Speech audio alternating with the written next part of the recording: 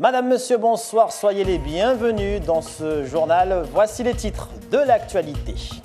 À la une ce soir, la lutte contre la dengue. Avec 14 nouveaux cas recensés à Mayotte ces 10 derniers jours, l'ARS tire la sonnette d'alarme. Une formation est mise en place pour sensibiliser la population sur les bons gestes à adopter et afin d'éviter de nouveaux cas. Vous le verrez dans un instant. Les habitants de Bouéni en conflit ouvert avec les services de l'État en cause un projet hôtelier situé sur une zone des pas géométriques, une parcelle dont certains habitants affirment être les propriétaires. Reportage à suivre. Et puis on terminera avec un théâtre présenté par des écoliers de Passamainti, une pièce pour sensibiliser à la préservation de l'environnement. La représentation entre dans le cadre de la première édition du projet Bouge ton village, lancé pour la première fois par la ville de Mamoudzou.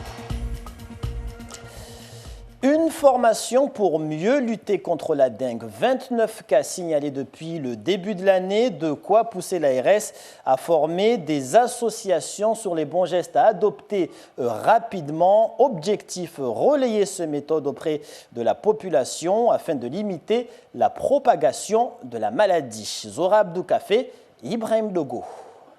Comment lutter contre la transmission de la dengue ? Thème abordé aujourd'hui dans cette formation prodiguée par l'ARS, l'Agence de santé Océan Indien Mayotte. Après 3 heures de formation, ces membres de l'association Wenka ont bien retenu la leçon. Ce que j'ai retenu, il faut tout d'abord nettoyer notre propre domicile, éviter d'avoir un jardin où il y a beaucoup de végétation, enlever et couvrir de l'eau sale et vider si possible 1 fois par semaine l'eau qu'on utilise. Ces gestes sont simples et non compliqués parce que chaque personne peut le faire pour protéger son entourage et aussi protéger son île. Et si malgré le respect de tous ces gestes, vous avez une forte fièvre, des maux de tête accompagnés de douleurs musculaires ou articulaires, il est primordial de consulter un professionnel de la santé. La personne atteinte de la dengue ou d'une quelconque maladie transmise par les moustiques, il faut que celui-ci soit sous protection, qu'il dort avec un moustiquaire. Comme ça, les autres personnes qui sont dans son entourage ne vont pas attraper cette maladie. Obligatoirement, dès qu'elle soit atteinte du premier signe de maladie, c'est-à-dire la fièvre, il faut qu'il parte voir un médecin obligatoirement. Avec 29 cas de dengue signalés depuis le début de l'année, pour l'ARS, il est urgent que la population adopte les bons gestes pour éviter la propagation de la maladie. On rappelle un peu tout ce qui concerne les moustiques. Le moustique, il a 2 phases de vie, dans l'eau et après dans l'air quand le moustique est adulte. Donc toutes les mesures de prévention qu'il faut faire, c'est surtout en amont, donc c'est dans les lieux de reproduction, dans l'eau. Donc on leur rappelle tout ça, on leur explique bien, parce que quand on comprend bien, on peut mieux faire passer le message aux habitants. Cette formation est scindée en 2 parties, une phase théorique qui a lieu ici dans les locaux de l'ARS et une phase pratique à exercer sur le terrain programmée à une date ultérieure. Autre titre de l'actualité, ce conflit foncier qui oppose les habitants de Bouéni au projet hôtelier en cours de réalisation sur une ZNPG, une zone des pas géométriques. La population s'est rendue il y a quelques jours avec des membres du CODIM sur le chantier en question, un terrain qui appartiendrait à des habitants du village. Plus d'explications avec Anliat Wanaïssa, Henri Fina Mohamed et Assadi Razafit Sehen. Munis d'une banderole sur laquelle on pouvait lire « Stop à l'expropriation », les habitants de Bouéni manifestent leur mécontentement contre les 2 projets hôteliers prévus sur non seulement les 2 plages les plus fréquentées de Bouéni, la baie des Tortues et la plage de Romli, mais aussi sur des terrains titrés appartenant à des familles. Le premier, il est connu, la baie de Tortue. Il est connu parce que c'est un vieux dossier qui n'a pas été publié. En tout cas, la population de Bouéni voit des gens qui cassent d'ailleurs. Ils n'ont même pas commencé de construire, mais ils ont fermé la plage. On ne peut plus y accéder à la plage. Sur les 2 plages, on ne peut pas y accéder. Et donc c'est normal que les gens se soulèvent. Ces familles se sentent humiliées et dépossédées de leurs terres. Elles avaient elles aussi des projets là où des permis de construire ont été délivrés aux auteurs de ces projets. Pour elles, c'est l'incompréhension totale.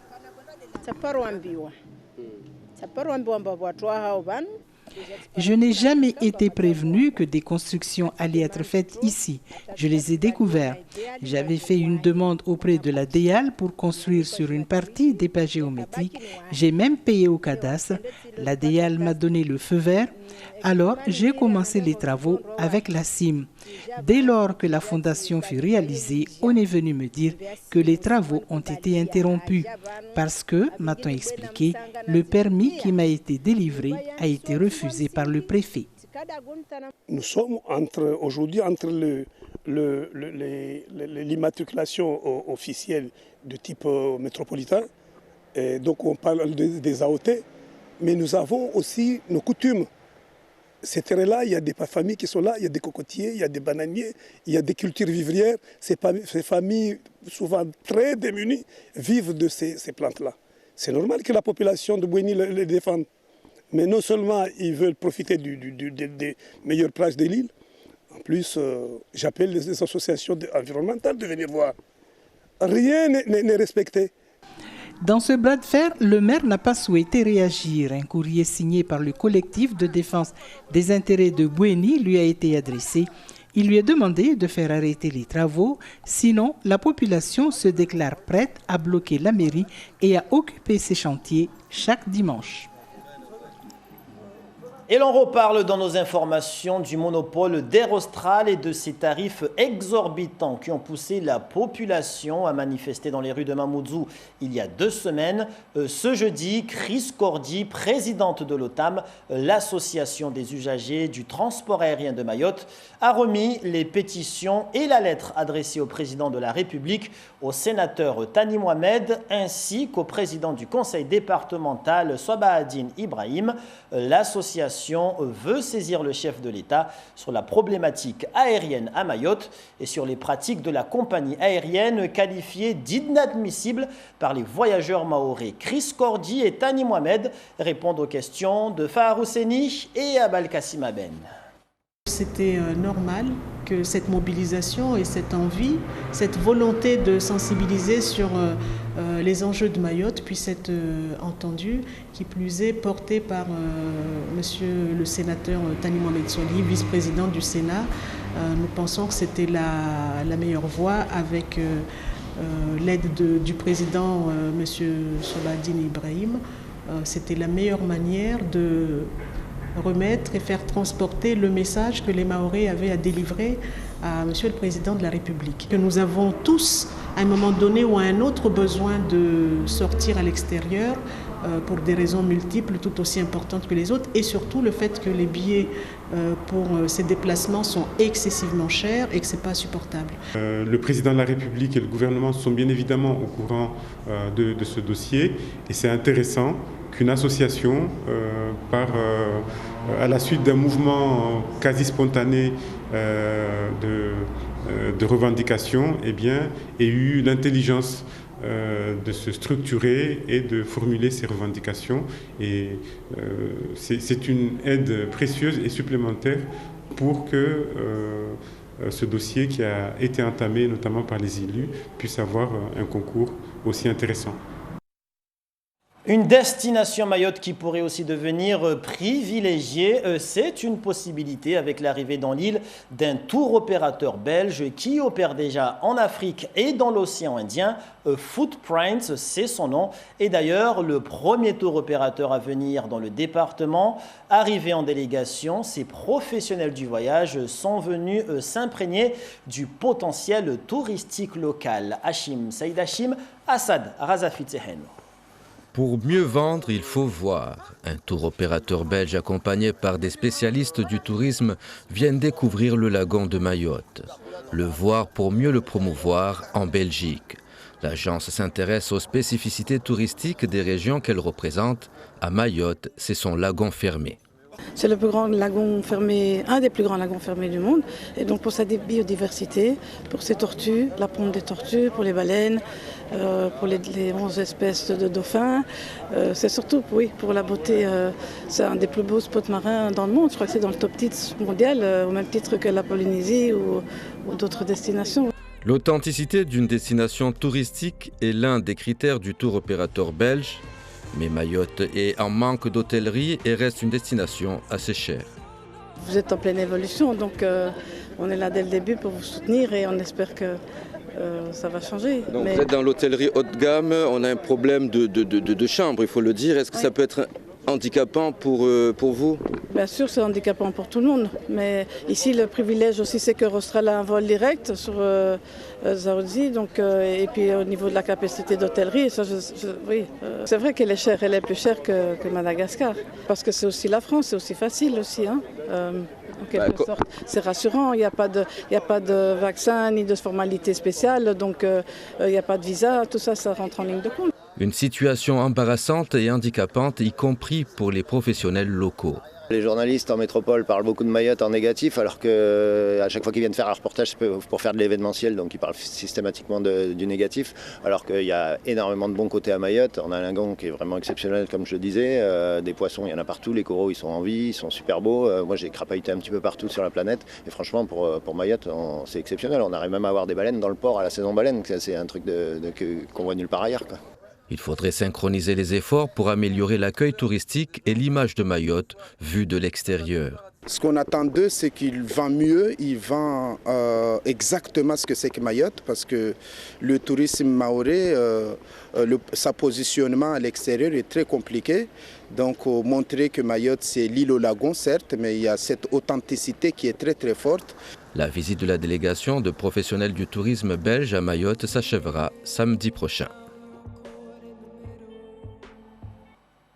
Emploi et cette convention de travail signée hier entre la compagnie aérienne Ewa Air et la structure Tifaki Hazi, un partenariat qui engage cette dernière dans le nettoyage des appareils ATR 600 sur une année, une formule d'insertion qui a notamment permis d'embaucher des demandeurs d'emploi de longue durée.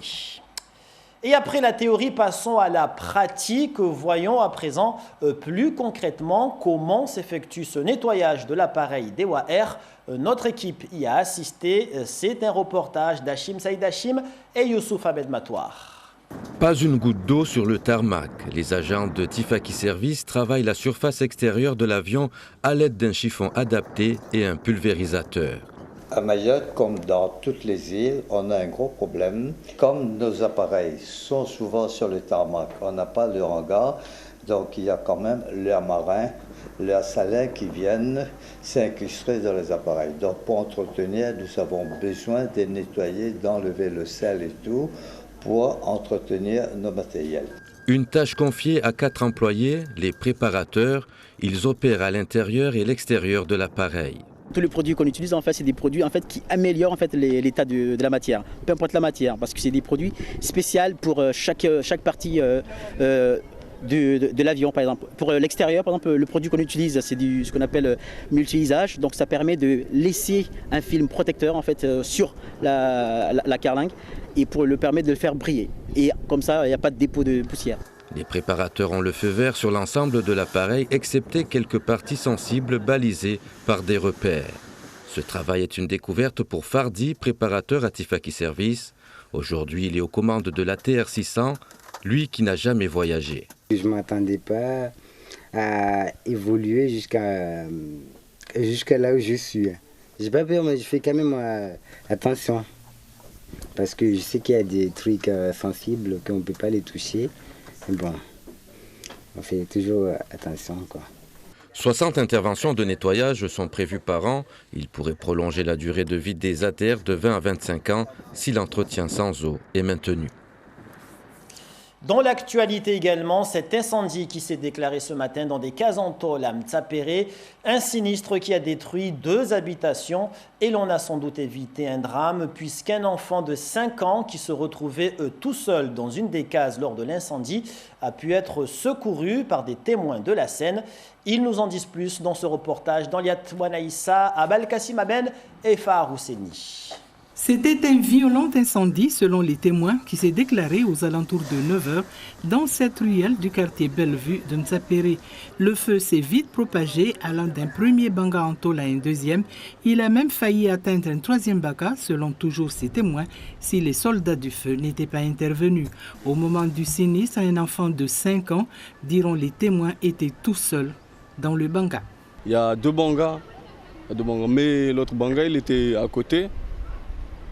Le feu s'est propagé dans l'autre. Parce qu'il y a les stagiaires qui sont rentrés pour sortir le petit gamin. Il était tout seul, il n'y avait personne.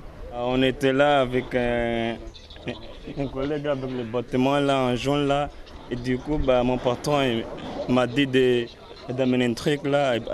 Après, soudain, j'ai vu qu'il y avait du feu là. Et que ça sent le brûlure. Et du coup, j'ai appelé les secours. Et du coup, après, mon patron est descendu. Le chauffage là, sur le. Oui, voilà. Et après, ça sent les brûlés. Après, les gamins là que c'était là-dedans.